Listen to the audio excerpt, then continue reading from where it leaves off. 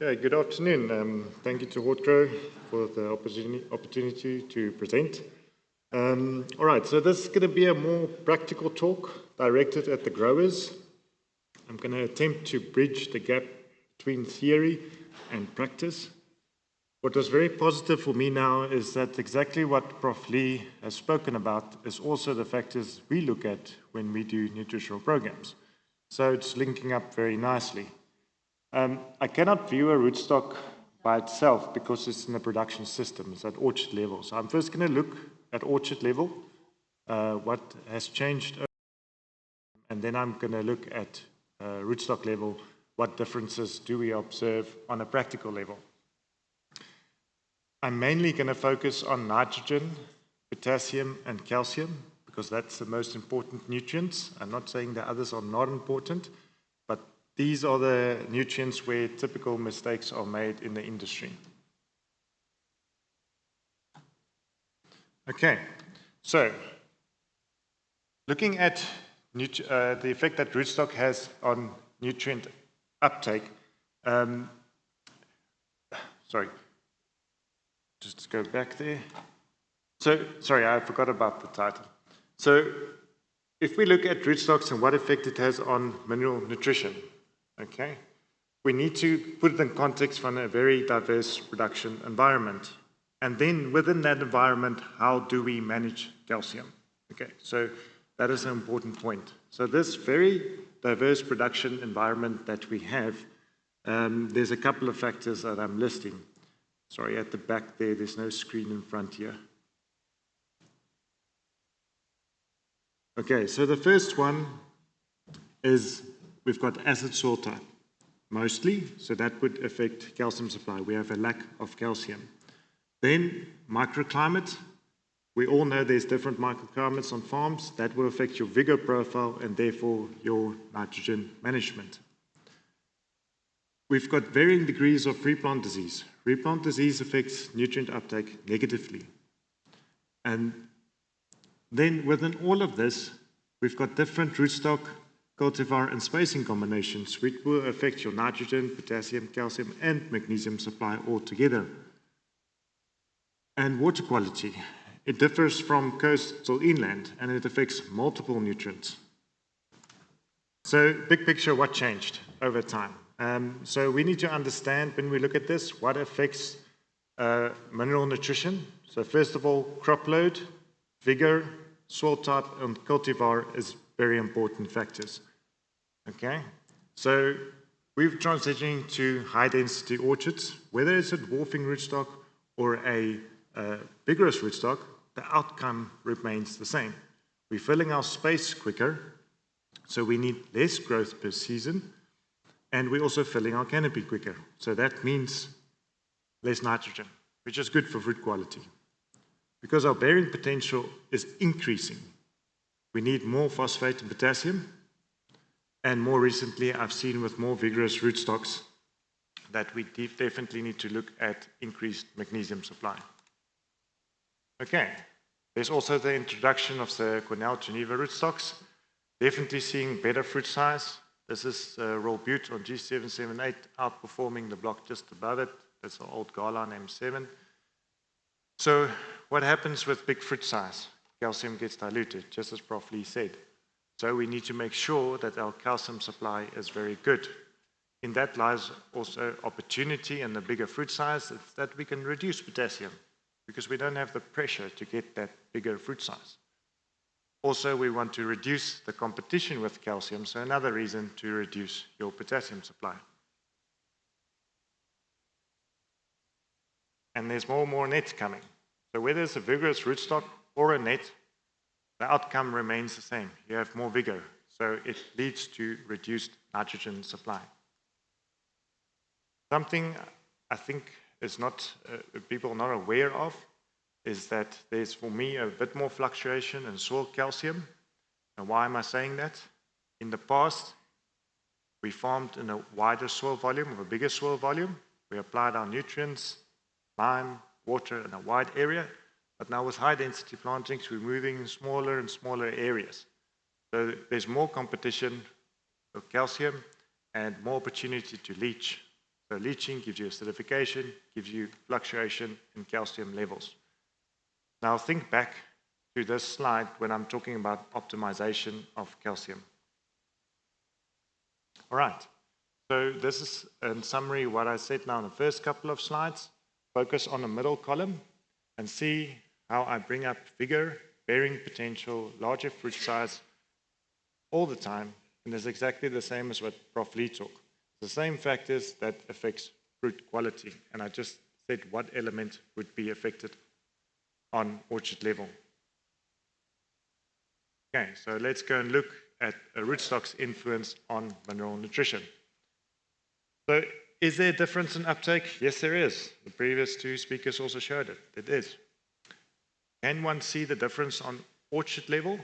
My answer is there not necessarily, because there might be another factor dominating what or influencing the requirement in the end. Okay? If you want to understand a rootstock's influence on mineral nutrition, it's going to manifest through vigor that it induces, the crop load that you get, the fruit size, and its sensitivity to replant disease I put in there, because as soon as you have a sensitive rootstock, you have poor rooting and poor nutrient uptake. Okay, so I'm going to show you what's going to happen at orchard level with nitrogen and potassium, but I just visually have to show you the phases that orchard will go through. So nutritional phases, so phase 1 is a young tree without fruit, so typical high nitrogen, low potassium scenario. Phase 2, you've got a growing canopy with an increased crop load. And then phase 3, you filled the space and you have a consistent crop load. Now, typically in phase 2, is that period gets shortened by more vigorous rootstock or planting closer. Okay. So let's look at this graph. So a rootstock's influence on nitrogen at orchard level manifests through its influence on growth and ability to fill the canopy. Okay. So let's take the orange line, a poor growing scenario. So think of M9 planted too wide and replant soil on a windy site. Okay? Going to keep it on a young tree program for 6 years, the subsequent 2 years, high nitrogen, and eventually year 9 and 10, you hopefully filled space or you've given up. Okay? The second scenario is more likely the blue line. It's where you have a vigorous rootstock or a dwarfing rootstock at a closer spacing. So it's growing normally. It's filling its space as it should. You're 2 years on young tree program, subsequent 2 years in a high nitrogen program, and you filled your space and you bring it down to an optimal nitrogen level. And then there's an extreme scenario, G778, 3-meter bare-rooted tree, filled its space in one growing season, so 1 year on young tree program, then you bring it down immediately from any nitrogen and give it a very little bit in autumn. Okay, for the rest of its remaining life. So that's how nitrogen will be influenced by rootstock. If we look at potassium, the influence manifests through the influence on its bearing potential. Okay? The amount of potassium that you're going to apply in a season depends on how it crops. Okay? So the poor growing scenario, you will only gradually increase in crop load, therefore in potassium requirements, so that's the orange line. And that's typically more than what growers is used to. But in these high cropping scenarios, so it can be anything that filled its space quickly and bearing quickly, or a dwarfing rootstock coming quickly into bearing because of number of trees, will lead to an earlier and a higher amount of potassium very quickly. Okay? And that is something that growers should be more aware of.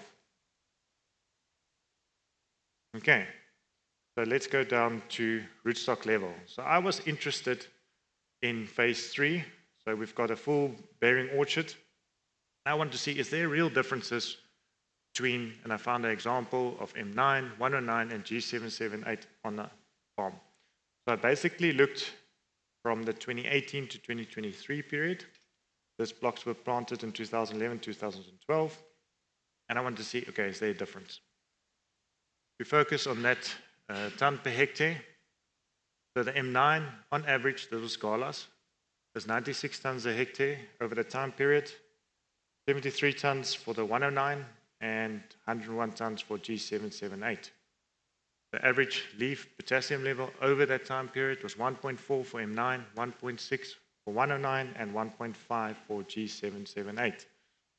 All right, and then I worked out in the last column the kilograms of potassium applied per ton of fruit.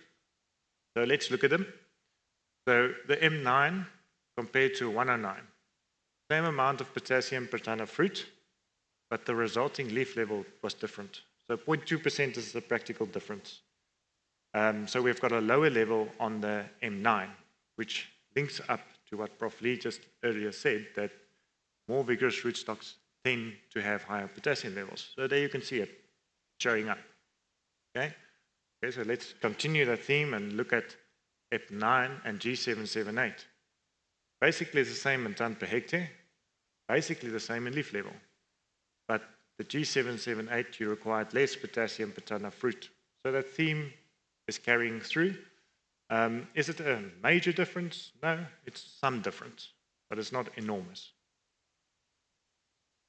Okay, here's another example. So this particular farm takes very little bit of potassium, typical 30 kilograms of potassium per hectare per season, which is very low.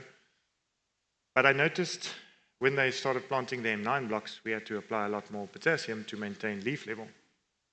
So I said, okay, fine, let's group all the M9 blocks, those galas, pinks, Fujis, and compare them to the M7 106s and 793s. So that's the blue is the more vigorous rootstocks, and the orange is the M9.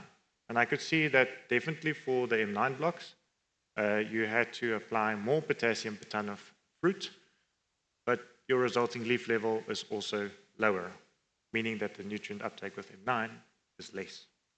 Okay, so that same theme is coming through yet again. All right, so that was nitrogen and potassium. Now,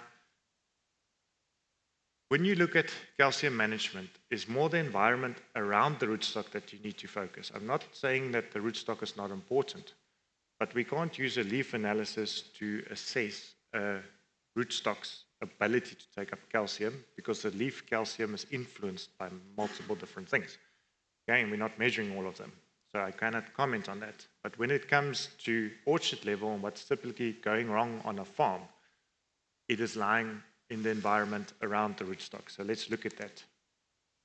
So when you have calcium-related defects, it's typically because of increased vigor, low light distribution in the block, low crop load, which results in higher potassium levels, and low soil pH. They're all combining. So that's that typical picture on that side. Okay? That one is going to give you better fit, but not this one on the right. Okay? So what do you do to optimize calcium? Well, you need to manage nitrogen, calcium, and potassium as a collective, not just by itself, as a collective. So you need to manage the supply and availability of calcium, so that's liming. You need to manage your crop load as well as you can, and the vigor, just as Prof. Lee also highlighted now, so you can direct the flow of calcium to the fruit and reduce the competition for calcium. That means it's a horticultural manipulation. And then you need to adjust your fertilizer in terms of crop load, the potassium fertilization. But here's the key in all of this. You've got to measure what is your block's response to fertilizer. You've got to measure how your soil pH changes in reaction to the amount of lime you're applying. And you have to adjust relatively to that. If you don't do that, you're going to get it wrong. Okay? What I'm trying to say is, I can't tell you galas requires 2 kilograms per ton, and you need to add 2 tons of lime per hectare per season, and say all of the growers, you must do that. No. The one farm is going to be 0.5 kilogram per ton. The other farm is going to be 3.5 kilograms per ton. It depends on your scenario, on your farm, what you need to do in the end. Okay. So, you as a grower sitting here saying, yes, I might have putting disorders this season. What do I need to do? What can I practically do on a farm to manage my calcium? Now, my general comment to the industry is you need to consider applying just more lime. I think in general the industry is applying too little lime.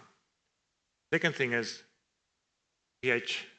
I'm saying you rather need to aim for a pH between 6 and 6.5 that 5.5 that's been quoted falls horribly short in my view. Okay? I can give you a 4 or 5 hour lecture on why I say that. Then lime application per year is far superior than the spatial variation in pH in the block. Okay? Got examples where guys apply too little lime variably. Then you're missing the point as well. Okay? Then when it comes to sampling and subsoil acidity, this 3-year interval is too long. Okay? Think back to what I spoke about, the fluctuating calcium levels in soil. Think of our soil diversity. And now we're stretching the sampling to every 3 years. It's 300 and something bucks a soil sample. Why are we stretching it so far and putting ourselves at risk? So the only way you're going to quantify that fluctuation is through sampling more regularly. The other thing is you need to sample deeper. This 20, 30 centimeter samples is a waste of time. Okay? You need to get an idea of the subsoil acidity so that you can add enough lime. And whenever you have bitter pit or a block that's prone to it, just sample more regularly in that block and make sure the calcium levels is fine. Okay? Then laboratories. Avoid choosing the cheapest lab. Low price and low quality is synonymous, and it's a theme that runs through human history, and it's no different in agriculture. Okay? What happens with precision agriculture, there's a lot of samples, and the guys go for the cheapest option because it costs too much. Okay? Then you're missing the point as well. Then the exchangeable acidity measurement. You need to opt for labs where it's accredited. Our good labs are, but I think you'll be horrified if you start asking questions. Okay? So, and I'm feeling the some labs are flying under the radar now for far too long, and I think the growers just need to ask more questions. Then crop load and vigor management. Emphasize crop load management. As soon as you have these dips in crop load, that's when your nutrient levels goes out. Okay? Try and get it as consistent as possible and manage your vigor. Any changes of more than 15% in crop load is a signal that you need to think of changing or adapting your potassium fertilization. And then nitrogen nutrition. Consider reducing nitrogen. Nitrogen is not good for fruit quality. I believe it's not a linear relationship. You're not going to throw more nitrogen on an M9 and it's just going to grow more. It's not going to happen. You're not going to throw less and less and less on a Fuji and it's just going to linearly grow less. It doesn't work like that. Okay? But in general, throw less. Okay, so in conclusion, we're not necessarily going to select a rootstock on its mineral nutrition uptake characteristics. Okay? Your primary consideration is still going to be the yield growth and fruit quality characteristics that you desire, okay? Or what the market wants. And still choose the best rootstock for your site, for your farm, and for your management style. Okay? I can just generally comment that rootstocks that induce a lot of vigor and varying yield is the ones that's going to give you defects. Generally, I believe that if you look at dwarfing rootstocks like M9 and G202 is, for me at this stage, similar. You're going to apply more nitrogen and potassium over time. And if you look at high-density planting or high-yielding orchards, you generally need to consider to apply more potassium, more phosphorus and magnesium, and also earlier. And that's something that you need to be aware of. And when you look at calcium optimization, it's more about the environment around the rootstock that's important. I'm not saying the rootstock is not important, but on farms it goes wrong around the rootstock. So you need to maintain your soil pH through liming, manage your nitrogen supply in relation to vigor, and manage your potassium in terms of your crop load. Thank you.